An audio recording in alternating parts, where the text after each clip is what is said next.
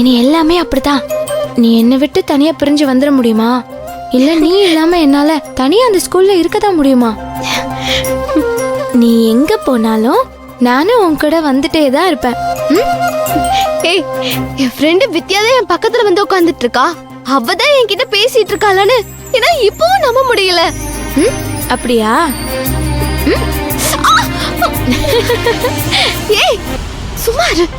கிள்னா வலிக்குது இல்ல? இப்ப நம்புறியா? உன் பக்கத்துல இருக்கிறது நான் தானே? நம்புறேன் நம்புறேன் நம்புறேன். ஐயோ ஏய் மது, எதுவும் இப்ப பேச வேண்டாம். இன்டர்வெல்ல வெளியே போய் பேசலாம். கிளாஸ் கவனி.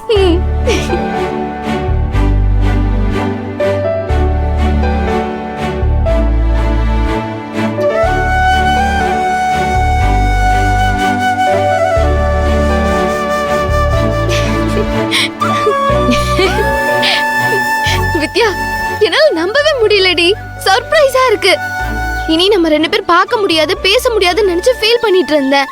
ஆனா உன் என்ட்ரி இப்படி இருக்கும்னு நான் எதிர்பார்க்கவே இல்ல. ரொம்ப ரொம்ப தேங்க்ஸ் டி. அதுவும் கொஞ்சம் கூட லேட் பண்ணாம நான் ஸ்கூல்ல சேர்ந்த அதே நாள்ல நீயும் வந்து சேர்ந்திருக்கனா இதை விட சந்தோஷம் எனக்கு வேற என்னடி இருக்கு? எனக்கு இப்ப அப்படியே வானத்துல பறக்குற மாதிரியே இருக்கு. நீ அப்படியே வானத்துல பறந்தாலும் நானும் உன் கூட சேர்ந்து பறந்து வருவேன்டி. இங்க பாரு, நான் இந்த ஸ்கூல்ல வந்து சேர்ந்துட்டேன்னு நீ ஏன் இவ்ளோ எக்ஸைட்மெண்ட் ஆகுற? என் ஃப்ரெண்டுக்காக நான் இது கூட செய்ய மாட்டேனா? இதெல்லாம் ரொம்ப சாதாரணமான விஷயம்டி. எனக்காக நீயும் ஸ்கூல்ல மாத்திட்டு வந்தது எனக்கு சாதாரணமான விஷயமா தெரியல. உன் இடத்துல நான் இருந்திருந்தா கூட இப்படி எல்லாம் பண்ணிருப்பனான்னு தெரியல.